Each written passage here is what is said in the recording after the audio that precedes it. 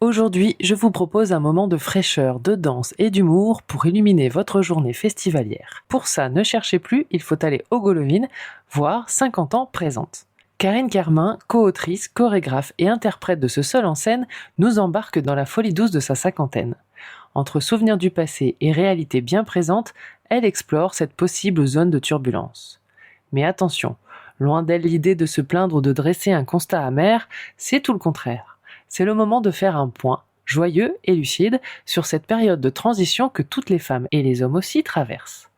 Grâce à son énergie débordante, Karine nous entraîne dans sa danse pour essayer de comprendre ce que vieillir veut vraiment dire.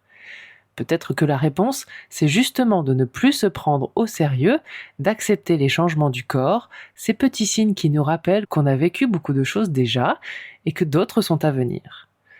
Et de se permettre de regarder la société avec un regard un peu plus caustique et plus libre. 50 ans présente, ce n'est pas vraiment une pièce de théâtre. Ce n'est pas non plus un spectacle de danse, ni un one-woman show. C'est un spectacle hybride où le mouvement est un mode d'expression aussi important que l'image ou le texte. Comme le dit la compagnie, c'est une comédie théâtrale et chorégraphique, humoristique et poétique. Un ovni scénique qui fait du bien. On se prend une bonne dose d'énergie positive, on chante, on fête des anniversaires, on rit et on est ému aussi.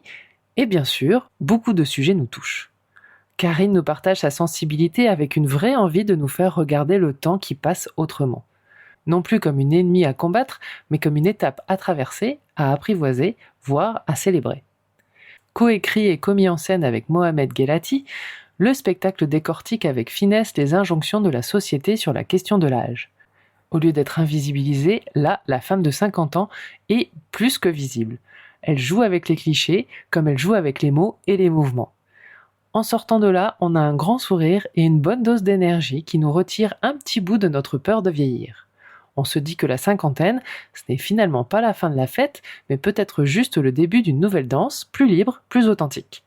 Un spectacle à voir pour se rappeler qu'on est toujours là, bien présente et bien vivante.